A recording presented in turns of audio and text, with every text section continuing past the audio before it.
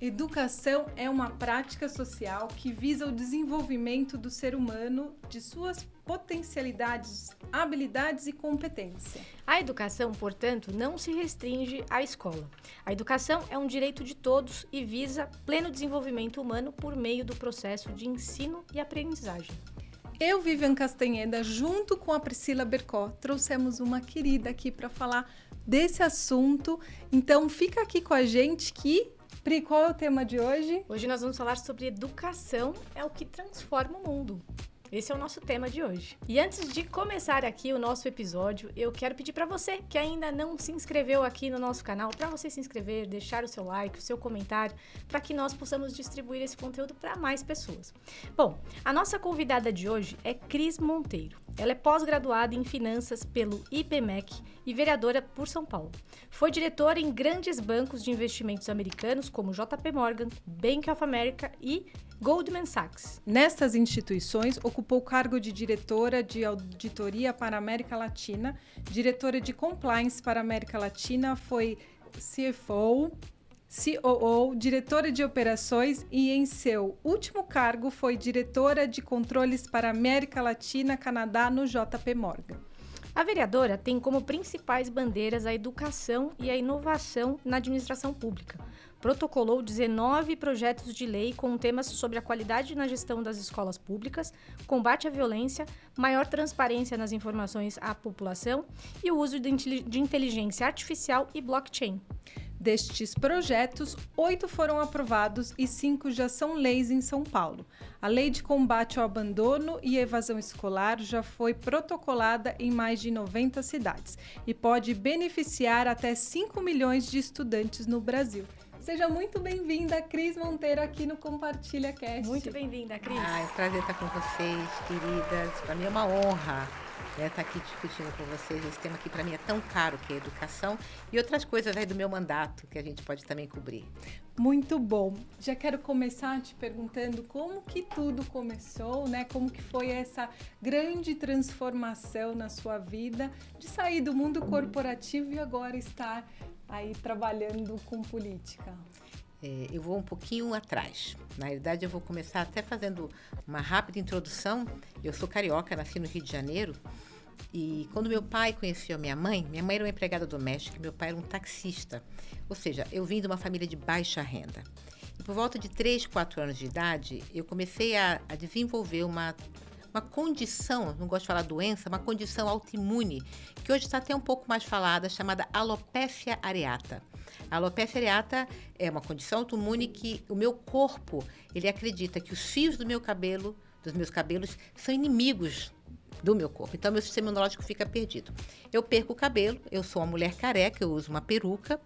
Imagina isso, eu estou com 62 anos, Rio de Janeiro, na década de 60, uma família de baixa renda, essa menina com essa condição, a dificuldade que não houve.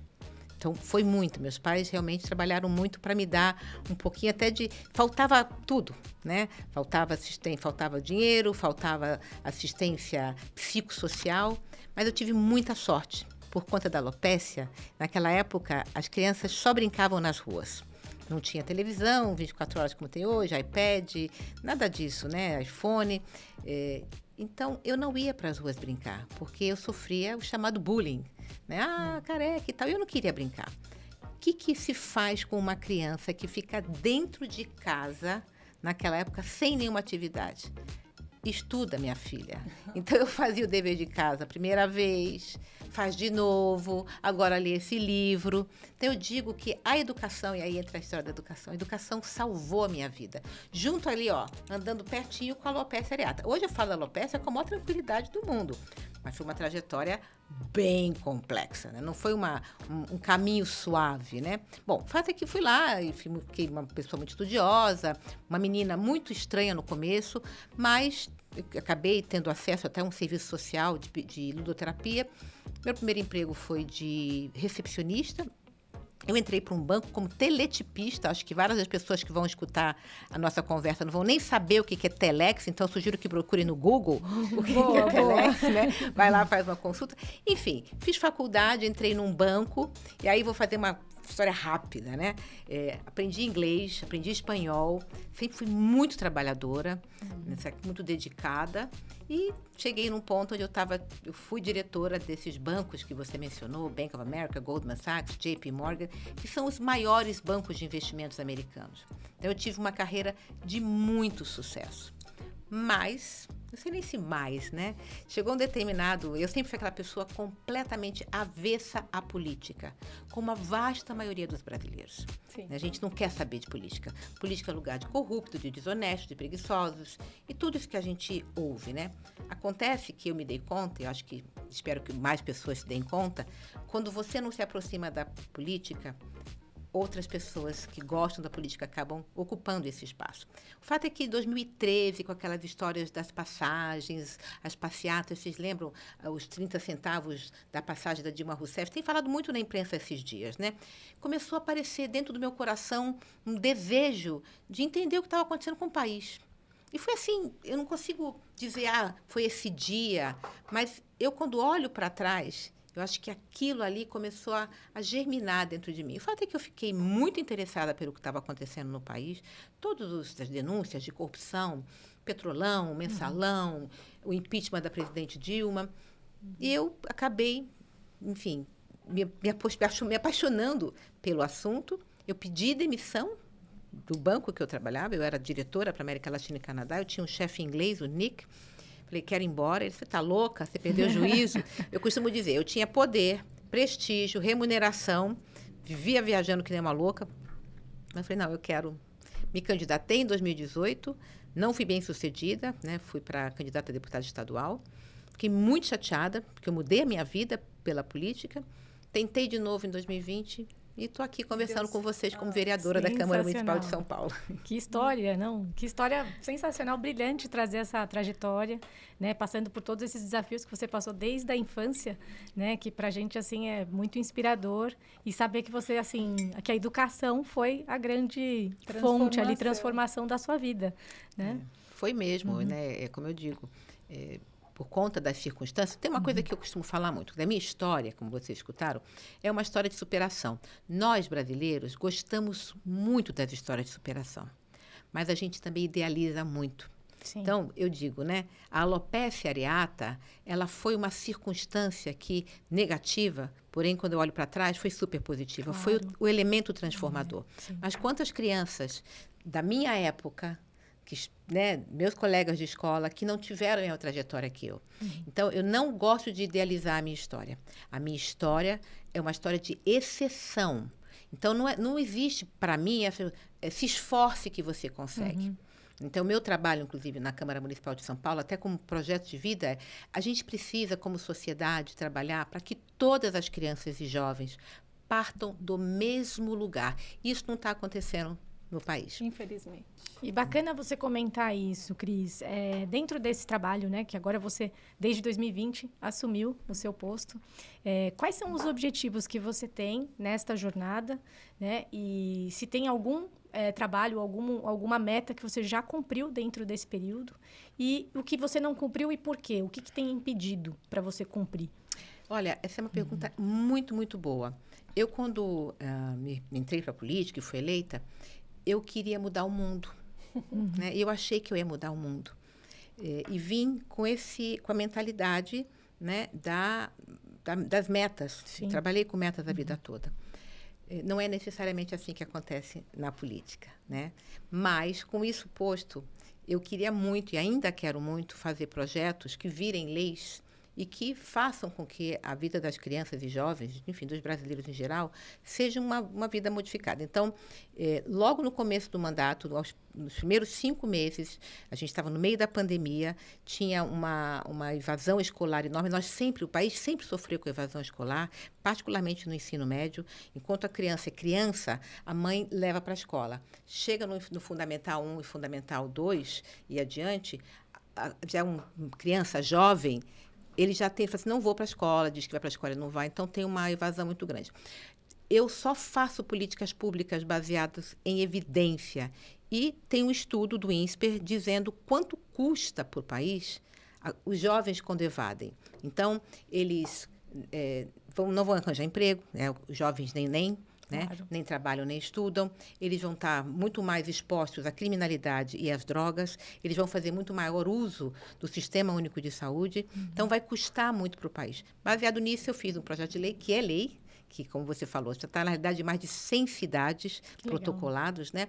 E impactando a vida de 5 milhões de pessoas. Então, para mim, essa era uma meta que eu colocava. Eu quero fazer alguma coisa imediatamente no campo da educação. Sim. E em 5 meses, aquilo, enfim, escrevemos, tem toda uma tramitação. Os projetos de lei, eles não é que poucas pessoas entendem, como eu não entendia antes, como é que funciona, né? Você escreve um projeto de lei, o que acontece até ele virar lei? Tem todo um trâmite na Câmara Municipal. Tramitou, passou pelas comissões, foi votado em primeira, votado em segunda, o projeto foi sancionado e virou lei.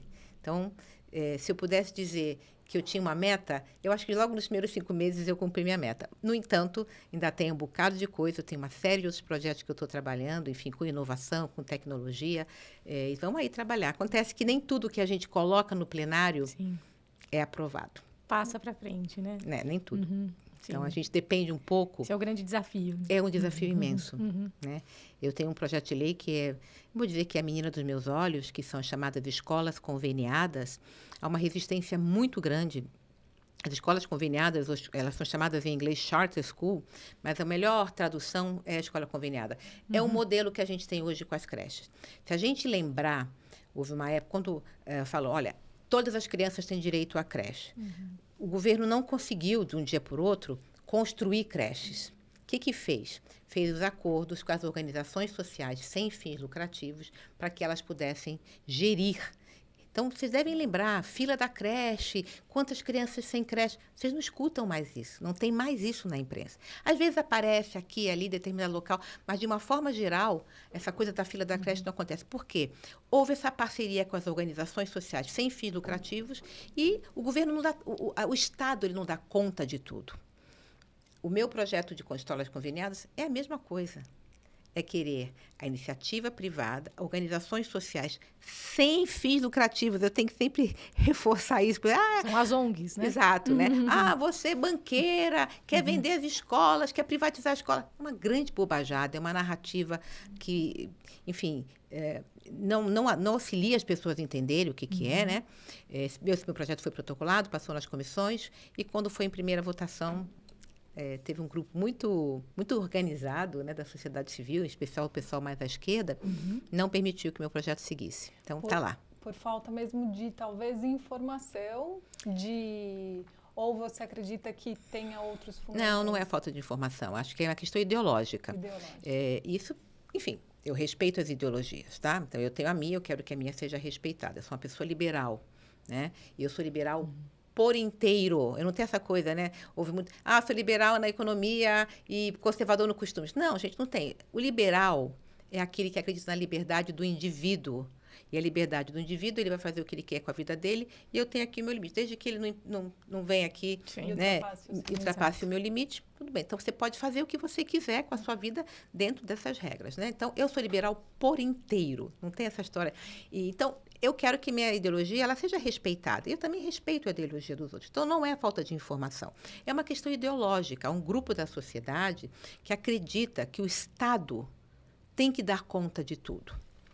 Eu não acredito nisso. Com certeza. Né? Então, não é um Deus, né? Ele não dá conta. Exato. Tem muitas coisas a se fazer. Como você mesma disse, que no dia a dia já é complicado. Exato. Né? Então, assim, o mundo ideal, né, o meu sonho de princesa é que os nossos impostos fossem recolhidos e fossem devolvidos para a sociedade em forma de educação de qualidade, saúde de qualidade, transporte, segurança, tudo isso. É o sonho de princesa de todas nós, não é? Sim, Mas a gente está vendo que não é isso que acontece.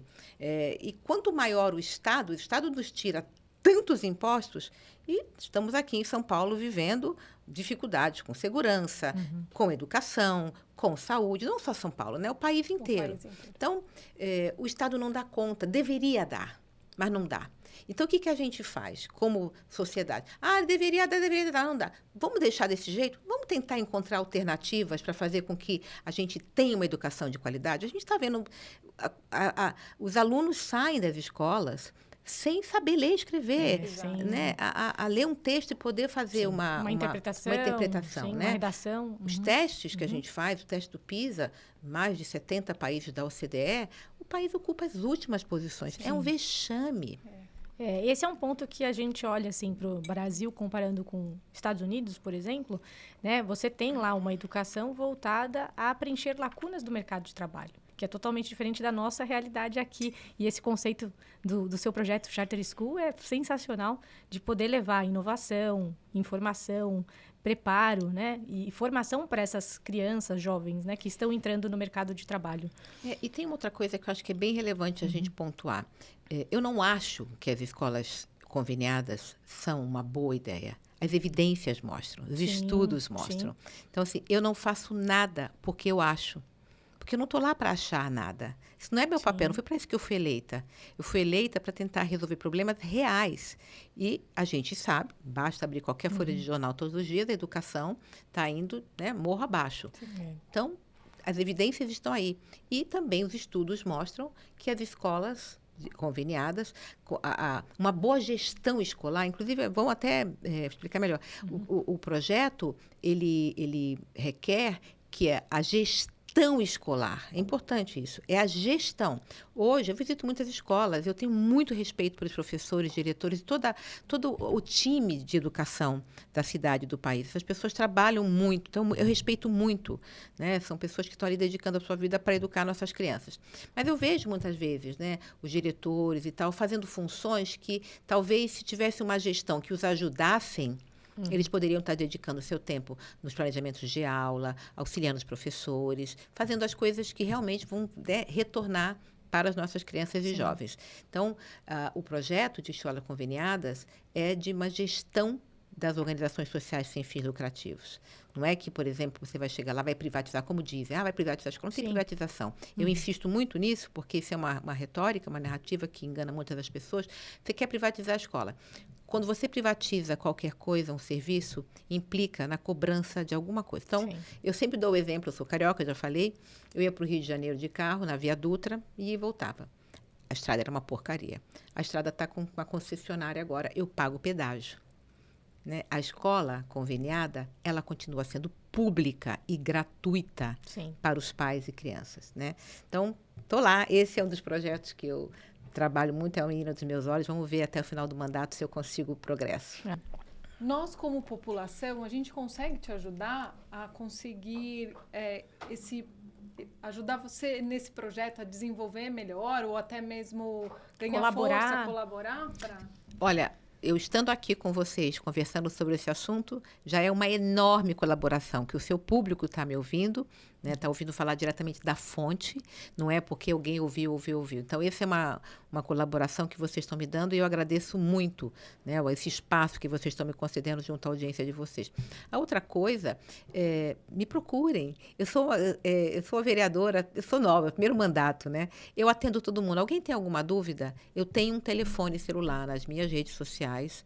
Quem tiver dúvida sobre o projeto, vem falar comigo, vem me procurar. Eu estou muito disposta. Eu recebi já muitas pessoas para conversar, pessoas que tinham dúvidas sobre o projeto, pessoas que são contrárias ao projeto. As minhas redes sociais, tem uns 2 dias, talvez, eu sempre volto no assunto nas redes sociais. Acho que deve ter uns 2 dias. Hoje é dia 26, acho que, 23. Eu trouxe de novo o assunto, eu explico de novo. Então, vão às minhas redes sociais, leiam, eu coloco os dados e evidências. Essa é uma forma, é informação. Sim. Então, a divisão, passar a informação adiante é fundamental para que as pessoas entendam. Desde que seja a informação correta. Correta. Né? Vem falar na fonte. Né? Exatamente. Porque, né, tem aquele telefone sem fio que alguém disse, então, como você disse. Então, vai na fonte direto e tira todas as suas dúvidas. Existe, veja, eu não concordo com tudo que passa na Câmara Municipal. Enfim, de novo, eu quero insistir muito nisso. Eu me considero uma pessoa muito razoável. Então, eu entendo que algumas pessoas não gostem do projeto. Eu não gosto dos projetos que passam na Câmara Municipal. Eu voto contrário a alguns projetos. Mas o que eu acho que, para mim, tem sido muito difícil de entender é que o projeto seja obstruído. ou seja, ele não segue, porque existe uma mobilização muito grande, né, de toda uma camada da sociedade, principalmente ligada à educação, dos sindicatos, e o projeto não dá seguimento, não consegue seguir. Mas ninguém disse para mim que ia ser fácil. É um desafio, tem desafio em todo ambiente que a gente, né, participa, e eu acho que assim, é mais um para você destrinchar, né? Eu acho que você vai, com certeza, com a sua maestria, com o seu know-how também, né, e com a sua proposta, eu acredito que vai conseguir muito, se Deus quiser, muito em breve, né, ajudar aí a nossa sociedade. Muito legal, Cris. E, Cris, outra pergunta aqui. Quais são as principais estratégias que você tem adotado, né? E mais recursos, investimentos na melhoria da educação aqui em São Paulo, especificamente? O que chamam as emendas parlamentares. Você deve escutar muito lá no Congresso Nacional, as emendas secretas e tal, né? O que é isso? Isso é um mecanismo legal, né, dentro do orçamento das prefeituras, dos estados e da federação. Em teoria, o vereador, ele sabe o que a cidade precisa. Então, no orçamento da prefeitura, tem lá um valor para cada vereador que ele pode aplicar em projetos que beneficiem a cidade. Obras, por exemplo, reformar praças, iluminar ruas, né? Então, as minhas emendas parlamentares, eu tenho dedicado para a cidade, tem algumas coisas que eu estou fazendo como obras, mas eu também entrego muitas emendas parlamentares para organizações sociais que estão voltadas à educação. Então, vou dar um exemplo.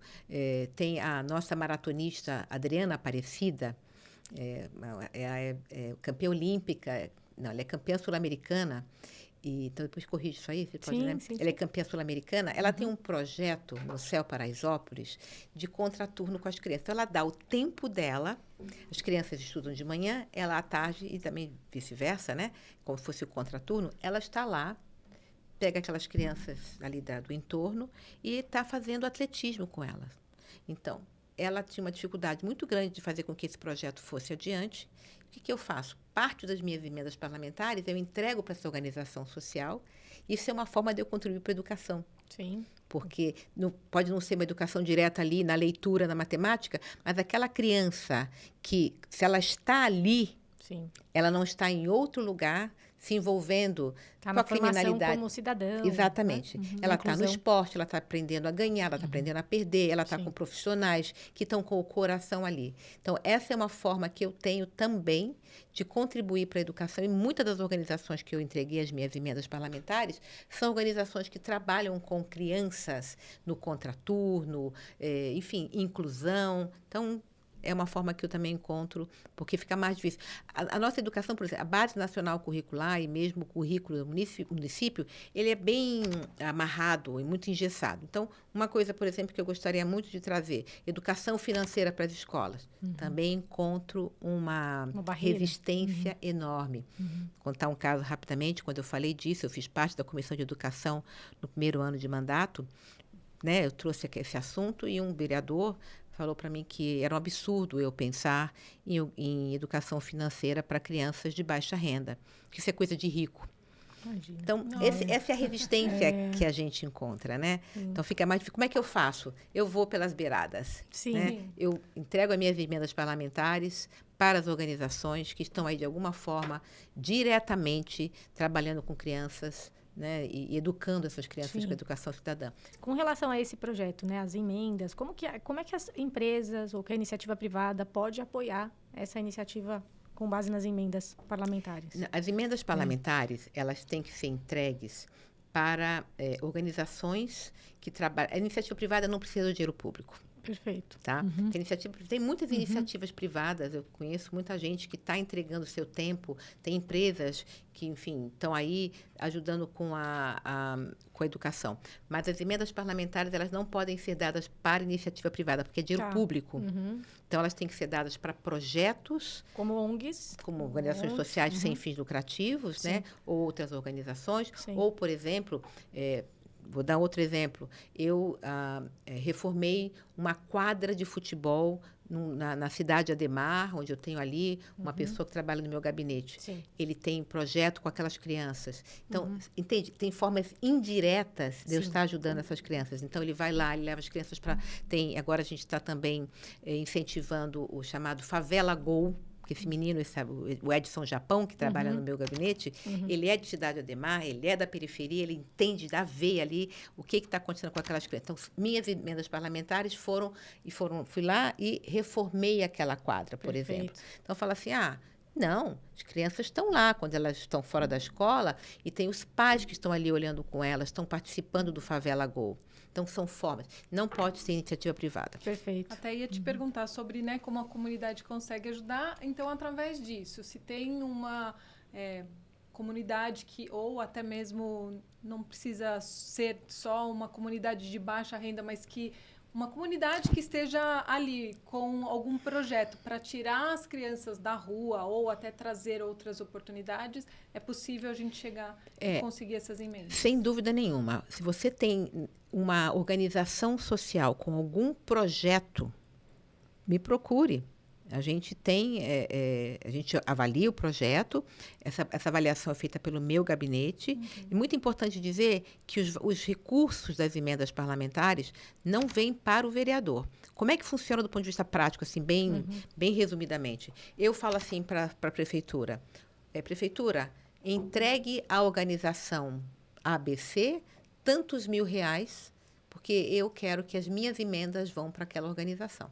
Então, não vem dinheiro para o vereador. A prefeitura vai lá, ela vai pegar a documentação daquela organização social, ela vai olhar o projeto. Então, tem toda uma avaliação feita pela prefeitura e depois aquela organização ela tem que prestar contas, porque aquele dinheiro foi entregue para ela. Então, a Adriana Aparecida, por exemplo, ela depois tem que dizer o que ela fez com o dinheiro que eu passei para ela. Ela comprou tênis, ela comprou uniforme, ela comprou lanche, ela pagou nutricionista, psicólogo, comprou equipamentos para fazer as coisas com as crianças. Então, tem que ser uma organização social que tem um projeto. E não precisa só... O meu mandato é educação, mas eu também entrego emendas parlamentares para outras organizações. Organizações, por exemplo, que acolham mulheres com vítima de violência. Sim. Então, o arcabouço, ele acaba se ampliando bastante, né? Quando eu chego lá, a realidade, ela se impôs para mim. Ela vem assim e fala, opa, não é bem assim como você quer, né? Então, eu também destino emendas parlamentares para outros tipos de organizações. Vai te mostrando outros caminhos que, no final, chega exatamente ao objetivo, o seu principal objetivo, né? Exato. Então, Cris, quais são as medidas que você considera, assim, prioritárias, por exemplo, para a educação no estado de São Paulo, no Brasil, né? Nesse trabalho que você tem feito, quais são as disciplinas que você enxerga, assim, mais prioridade? A gente precisa, primeiro, são várias coisas, é muito difícil. A questão da educação, ela não é um tema simples, ela tem uma complexidade muito grande e ela requer várias medidas. Não existe bala de prata. A gente precisa, para a educação, ter o aluno e um professor em sala de aula. Então, se a gente mantém o aluno na sala de aula e a gente tem o professor na sala de aula, o que não necessariamente acontece, eu falei de evasão escolar, a gente também tem professores, enfim, eu não quero aqui, é importante eu colocar, né? Não necessariamente os professores estão na sala de aula, tem muitos problemas. Como é que a gente, como o Estado, garante de que essa coisa básica de ter o aluno e o professor, parece assim, mas isso é óbvio, mas não é necessariamente o que está acontecendo. Então, como é que a gente faz com que as crianças depois aprendam? Né? Como é que a gente faz com que aquilo seja interessante? Nós nos movemos muito. Você comparou com os Estados Unidos, né? Quando eu até ia fazer um comentário, a gente não precisa nem se comparar com os Estados Unidos, porque os Estados Unidos está lá na frente. A gente vai se comparar com Coreia, com a Estônia. Com a própria China. É que China e Estados Unidos são países... Né? Mas a gente pensar... países menores, né? Que né, a Coreia, numa geração, ela educou as suas crianças e jovens, que agora está recebendo os frutos. Então, a prioridade é colocar a prioridade em educação. Sim, fazer com que o professor, o aluno, mas principalmente o aluno esteja engajado, né? Exato. Então, uso de tecnologia. Não adianta mais, gente. Eu fui de uma época onde estudei tabuada. Funcionou para mim... Funcionou para mim, mas era outro ambiente, era outro momento. Eu não sou uma pessoa da educação. O meu objetivo é fazer com que a educação seja a coisa... transformação. Exato, como foi para mim. Ela me transformou, ela transformou a minha vida. Então, transformando a minha vida, eu estou aqui, eu sou o resultado da transformação da educação. Eu quero que isso aconteça com outras crianças, sem necessariamente que elas tenham que viver o que eu vivi. Não precisa ter alopécia. Com certeza. Claro. Né? Elas precisam simplesmente entrar na escola. Então, uso de tecnologia. A gente viu na pandemia, né, as crianças, eu costumo dizer, os filhos das minhas amigas e amigos dos bancos de investimento que eu trabalhei, que são pessoas de alta renda, eles tinham laptop, eles tinham computador, eles tinham Wi-Fi, a criança tinha seu quarto, ela recebia alimentação, tinha a sua escrivaninha, tinha a sua privacidade. Tinha as condições ideais para aprender, né? E as crianças das famílias de baixa renda não tiveram nada disso. Não, então, certeza. Quando a gente faz isso, a gente condena essas crianças a um não futuro. E eu não acredito que as pessoas, que nós como sociedade estamos entendendo isso e olhando para isso com a seriedade, com a gravidade que requer. A gente, com o carinho que precisa. Porque é condenar. Sim. Então, esse exemplo que eu acabei de dar, dos filhos dos meus amigos e amigas, de onde eu vim, dos bancos de investimentos, e os filhos das pessoas de baixa renda. Então, assim, você nasceu na família errada, você está condenado a não ter um futuro, né, de poder ter um trabalho gratificante, de gerar emprego, de gerar renda e ter uma vida digna. Você teve a sorte de nascer numa família onde essa família pôde pagar uma boa escola. Então, a prioridade é fazer com que a qualidade da educação, primeiro, né, ter um aluno, ter um professor. E a qualidade. E a qualidade. A gente precisa melhorar a qualidade da educação. Sim. E como é que a gente faz? Tem que fazer com que a criança e o jovem, eles queiram ir para a escola. Chega um ponto, a criança não quer ir para a escola. Sim. Essa escola não é mais atraente para ela. Ela não quer mais.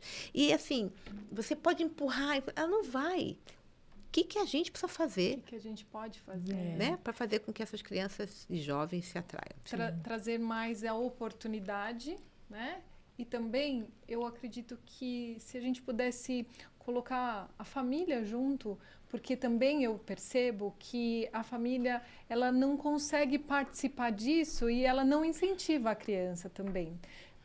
E, lógico, junto a isso, né? Eu sei porque a minha irmã tem uma filha de 2 anos e está numa creche da prefeitura e ela é toda engajada querendo saber o que está acontecendo.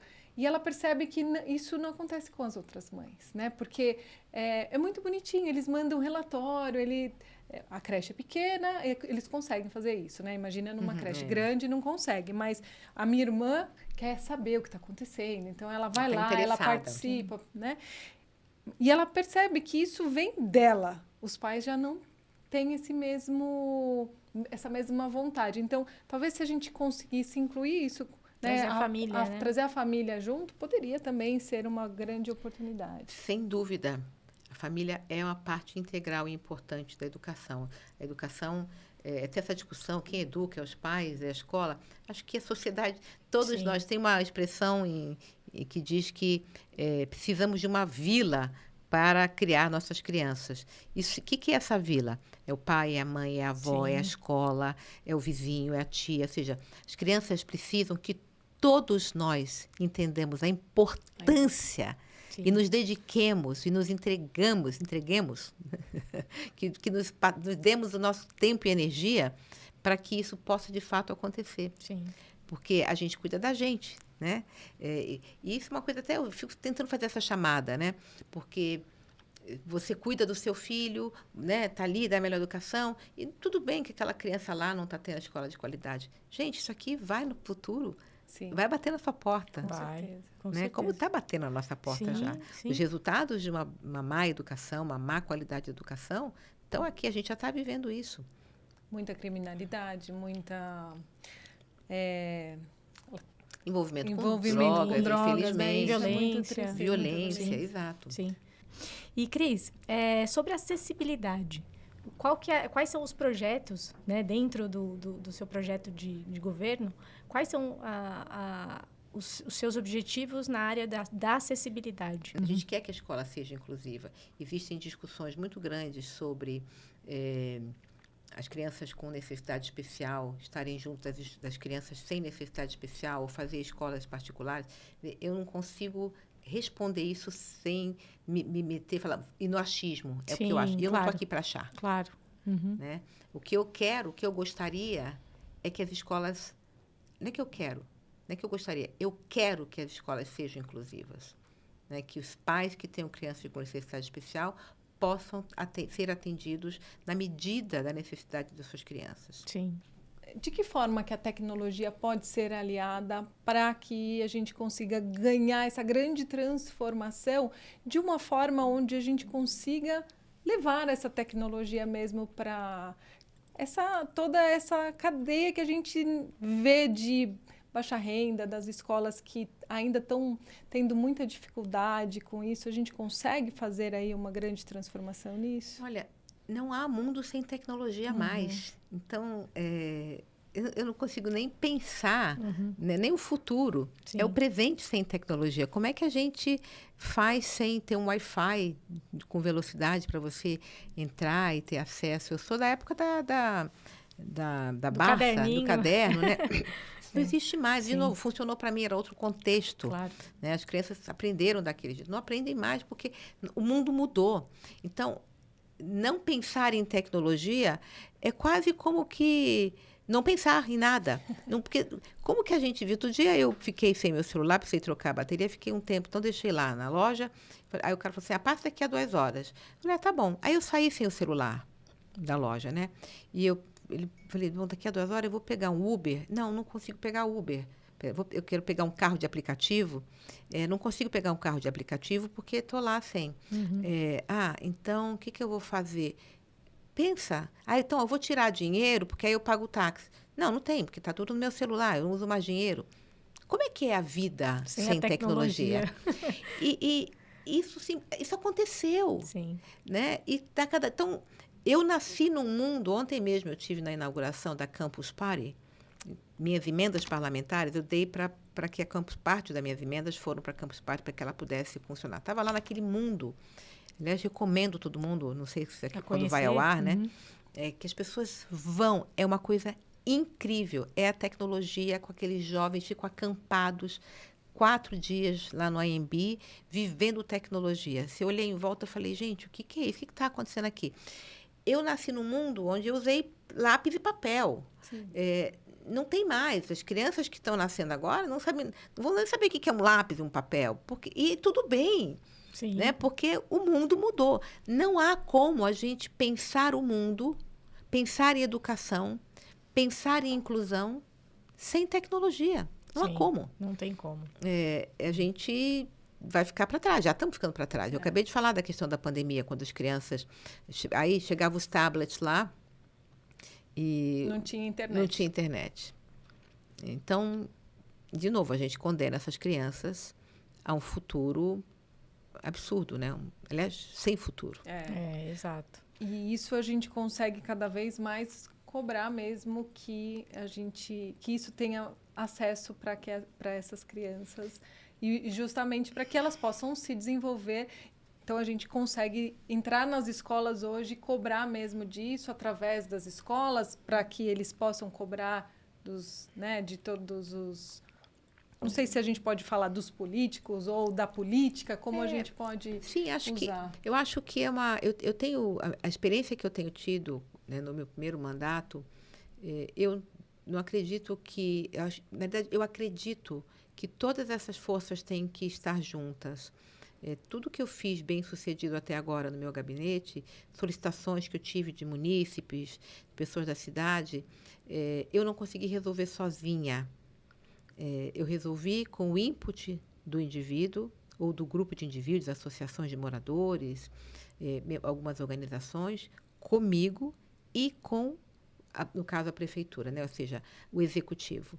Não, a gente precisa entender que as responsabilidades não são só de uma parte. Todos nós somos responsáveis e cada um de nós tem um papel a cumprir. Eu tenho um papel a cumprir, mas eu não resolvo sozinha. As coisas precisam chegar a mim e eu preciso ter influência no executivo. E quem nos está ouvindo, que não é político, não é vereador, não é deputado, não é prefeito, não é vice-prefeito, não é secretário, que é simplesmente o cidadão comum que está trabalhando, tem um papel a cumprir, denunciando, buscando, cobrando. Eu falei no começo, nós como sociedade, depois da redemocratização, passamos muito tempo na ditadura, a gente não não quis saber de política. Estamos pagando um preço muito alto por isso. A política, ela é muito importante nas nossas vidas. Existem coisas que estão acontecendo, não escusas, mas projetos estão sendo passados nas câmaras municipais que vão impactar nossas vidas. Total. Sim. E se a gente não participa, não busca, não cobra... Em quem vou fazer aqui um desafio? Em quem vocês votaram nas últimas eleições para vereador? Quem nos está ouvindo, pense em quem votaram. Eu passei, há anos atrás, passei a anotar. Eu também. Né? Boto aqui para lembrar quem votar. Eu fiz isso. Eu tinha que ter feito mais. Sim. Que era, depois que anotar o nome da pessoa, ficar lá e falar o que ele está ou ela está fazendo com o voto que eu dei para ele ou para ela. Boa ideia, Cris. Eu vou fazer isso. Eu vou olhar lá no meu caderninho quem eu votei e vou acompanhar e cobrar. Porque eu acho que eu tenho que dar o próximo passo, né? Porque eu falo isso muito, eu como sociedade. Não adianta só eu ir lá, gastar meu tempo, fazer a votação e depois ficar só de braços cruzados. Não, tem que acompanhar mesmo. Tem que acompanhar. Você é o patrão daquela pessoa. Esperando que não pode ser um efeito unilateral, né? Não pode. São todos, é uma união mesmo. Eu vou sair um pouquinho, talvez, do assunto. A gente está aqui na cidade de São Paulo com uma questão muito importante, né? Falando na imprensa do dia, as pessoas em situação de rua. É uma situação tão complexa. E eu tenho amigos meus que me ligam e falam assim, Cris, você precisa tirar aquelas pessoas que estão ali embaixo do viaduto do Dr. Arnaldo, né? E aquilo me gera assim, falando, eu não sou capaz, eu não tenho esse poder de fazer isso. Mas é a típica reação de quem passa por ali ou por qualquer outro lugar onde tem uma pessoa em situação de rua. O que a gente quer? Alguém, por favor, tire essas pessoas daqui. Né? Eu não quero vê-las. Não vai ser assim, gente. Não vai ser desse jeito. Essas pessoas não vão desaparecer de um dia para o outro. Né? Como a educação não vai melhorar de qualidade de um dia para o outro. Claro. A sociedade não vai se transformar de um dia para o outro. A gente vai ter que trabalhar muito. E juntos. E cobrando. Exato. Você entregou o seu voto para alguém, acompanhou a pessoa lá, o deputado, seja quem for, né, o político que foi eleito com o seu voto, você não gostou? Puxa, que pena. Mas daqui a tempo vai ter outra eleição. Sim. Repensa, olhe, busque, veja quem é essa pessoa. E aí, não basta só votar. Sim. Claro. Começa a entender o que cada um faz, qual é o papel de cada um. E você sabe, Cris, que isso não é só na política, né? Porque, assim, as pessoas que estão nos assistindo e nos ouvindo aqui, que trabalham numa empresa, ou até dentro de casa, do tipo, eu tomei um banho e coloquei a toalha em cima da cama. Se eu deixar lá e ninguém tirar, ela vai apodrecer ali. Daí o meu marido olha e fala assim, o que essa toalha está fazendo aqui? Daí eu falo, puxa, eu esqueci, obrigada por ter me lembrado. Assim, eu provavelmente não deixei ali porque eu quis, porque eu esqueci. Mas ele me lembrou. Então, pode ser que se a gente fizesse isso também na política, o político esqueceu. Então, deixa eu lembrar ele que está na hora dele tirar a toalha molhada ali do lugar. Então, eu acho isso muito importante. Dentro das empresas, a mesma coisa, porque as pessoas gostam de apontar o dedo. Exato. Por quê, né? Mas você está fazendo a sua parte? Eu fiz um post esses dias sobre a seleção feminina, né? Se a sua empresa apoiava a seleção feminina. E no meu post eu deixei bem claro, falando assim... não estou aqui para que a gente fale se apoiou porque é mulher ou se apoiou porque é homem. O que eu quero trazer para você é que se a sua empresa não apoiou, faça você a sua parte se você apoia. Coloca você uma bandeirinha na sua mesa, vá vestida com a camisa da seleção, faça você a sua parte, porque nós... somos a mudança que a gente quer no mundo. Exatamente. Então, o que você disse foi perfeito. Então, pessoal, vamos começar a entender mais de política, entender o que cada político faz e vamos fazer a nossa parte, né? Cobrar Fica ali, a dica. acompanhar os relatórios, as entregas. Eu, por exemplo, eu presto contas do meu mandato. Sim. As minhas redes sociais, convido a todos vocês que estão nos ouvindo agora, nos assistindo ou ouvindo? Os dois. Os dois, né? Eu convido a todos vocês que estão nos assistindo e nos ouvindo, vão nas minhas redes sociais. Tem prestação de contas. Eu digo tudo o que eu fiz, como eu votei, onde eu gastei as emendas parlamentares, as minhas visitas, está tudo lá. E eu não sou a única pessoa que tem rede social, né? Todos hoje Todos têm têm. rede Todos, social. todos. É uma forma de você ir lá e buscar. Sim. Então, convido a todas as pessoas. Eu tenho prestado contas. Todo mundo que votou em mim está feliz? Eu espero que sim. Mas eu também não tenho certeza que sim. Eu sou uma pessoa em construção. Né? Algumas pessoas falam, puxa, não gostei disso e tal. Mas vamos olhar o cômputo geral, né? Ninguém é Claro, perfeito. Claro. E E é o início, né? É o início de uma jornada também. E eu né? acho que tem que olhar. Uhum. E tem outra coisa assim, não precisa gastar tanto tempo. Sim. Né? Todo mundo é muito ocupado. Né? Todos nós temos nossos afazeres, todo mundo tem que trabalhar, tem que pagar conta, tem filho na escola, tem vida, enfim, a vida é dura para todo mundo. 15 minutos no mês funciona. 15 minutos, entra lá em quem você votou, dá uma olhadinha na rede social, dá uma comentada, faz uma pergunta, vê o que acontece. 10 minutos por mês. É uma super dica aí, pessoal. Vamos acompanhar em quem votamos, os nossos políticos, né? Quem que a gente colocou lá para a gente poder cobrar, poder fazer a nossa parte. Né? Bem importante esse ponto. Um super conselho aqui da Cris para todos vocês. Bom, Cris, para a gente seguir aqui para os finalmente, né? Estamos seguindo aqui no finalmente do nosso episódio. E eu quero fazer mais uma perguntinha para você sobre parcerias. Quais são as parcerias ou colaboração que você tem buscado, né, para apoiar nesse processo todo na sua gestão pública e também para a melhoria da educação aqui em São Paulo? Eu aceito toda a parceria, eu aceito toda a ajuda que eu puder receber. Então, alguns dos meus projetos de leis, eu fiz, por exemplo, um projeto de lei voltado para a inovação, que é um projeto que procura trazer, aliás, virou lei, transparência através do que a gente chama de dados abertos, usando blockchain. A gente busca as pessoas de tecnologia para fazer junto conosco, porque eu não sei tudo. Eu sou contadora de formação. Então, eu preciso de pessoas que me ajudem. Então, agora mesmo a gente teve a votação do plano diretor estratégico. Eu busquei arquitetos e urbanistas para me ajudar a entender. Porque o que eu entendo de arquitetura e urbanismo? Nada. E eu vou ter que votar. Eu vou ter que ir lá e dar o meu voto contra ou a favor daquele projeto. Então, grandes projetos, tanto aqueles que o meu gabinete escreve, e para eu virar lei, eu preciso de ajuda. Então, eu contei com o INSPER para o plano diretor estratégico, eu contei já com o escritório de advocacia, que está muito voltado com tecnologia, para que me ajudasse a escrever projetos, com o pessoal da USP.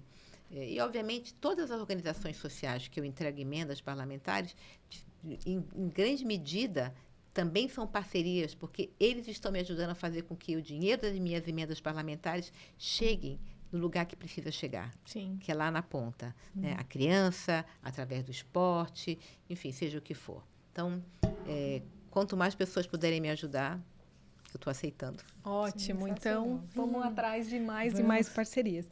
E Cris, a gente sempre aqui no nosso Compartilha Cast pede para os nossos convidados compartilhar algo de tudo que a gente falou, que tocou no coração, para que todas as pessoas que estejam nos ouvindo, nos assistindo, possam também receber e buscar essa transformação dentro delas. Então, eu falei aqui em determinado momento que quando eu cheguei no mandato, eu achei que eu ia mudar o mundo. Né? Obviamente, com poucos meses eu descobri que eu não ia mudar o mundo e não vou mudar o mundo. E uma vez eu estava muito frustrada, teve um dia que eu estava frustrada, triste, porque eu queria ter conseguido algumas coisas e eu não consegui.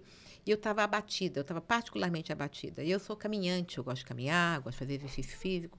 E eu estava caminhando no clube e naquela semana existiam uns banners que eles tinham colocado assim, ao longo das alamedas do clube e tinha frases de pessoas famosas e inspiracionais. E teve uma frase em particular, e que eu tenho usado muito, que diz o seguinte: às vezes o que você faz parece uma gota no oceano, mas o oceano seria menor sem a sua gota. Da Madre Teresa de Calcutá. E toda vez que eu penso que eu quis mudar o mundo, eu falo, puxa, não vou conseguir, é uma gota. Né? Eu não estou entregando nada. Eu me lembro dessa frase. Então, eu estou colocando a minha gota no oceano. Cada um de vocês que estão aqui, nos assistindo, nos ouvindo, podem colocar a sua gota, porque a reunião de todas as nossas gotas é que vai fazer o oceano. Então, essa é a inspiração que eu tenho. Cada vez que eu duvido de mim, que eu duvido da minha contribuição, que eu duvido do que realmente eu possa ser capaz de fazer, eu me lembro dessa frase. A minha gota faz com que o oceano seja maior. Maravilhoso. Por isso que a gente se conectou, né, Cris? Porque esse é o nosso objetivo aqui, de entender que a nossa gota também vai se juntar à sua e a gente vai conseguir chegar em mais e mais pessoas. Muito obrigada por você estar aqui conosco. Deixa aqui para todas as pessoas o seu canal, né, para que as pessoas possam te achar, te procurar, até para te cobrar, se necessário. Pode cobrar, estou acostumada com cobrança e gosto, inclusive. Vocês podem me achar no Instagram, no Facebook e no Twitter. As minhas redes são todas iguais, @CrisMonteiroSP. S de sapo, P de Paulo, São Paulo, né? @CrisMonteiroSP. Eu também tenho um canal pelo WhatsApp. Então, se você tem uma questão, um buraco na sua rua, tem qualquer questão da cidade de zeladoria, enfim, o que seja, pode me acessar. O meu número é 011 97551 5638. É o meu canal de WhatsApp. Eu, inclusive, sou conhecida todas as noites, de manhã e de noite, às vezes durante o dia, eu olho as minhas redes sociais e eu converso com as pessoas. Ontem mesmo alguém falou, estou falando com quem? Com a assessora? Eu falei, não, você está falando com a vereadora. Então, há um risco não desprezível de que quem for falar comigo lá nas redes sociais vai falar comigo mesma. Que legal, Cris. Muito bom. Parabéns pelo trabalho, Cris. Agradecemos novamente a sua participação aqui. Ficamos muito felizes de poder levar esse conteúdo para a nossa audiência. E quero pedir para você que ainda não se inscreveu aqui no nosso canal, para você se inscrever, deixar o seu like, o seu comentário, para que nós possamos divulgar esse conteúdo aqui para mais pessoas. E sobre o WhatsApp aqui da vereadora Cris, nós vamos deixar aqui na descrição do vídeo. Vamos também deixar aqui todos os canais para que vocês possam encontrá-la mais fácil. Muito obrigada e até o próximo episódio. Muito obrigada, Cris. Tchau, tchau.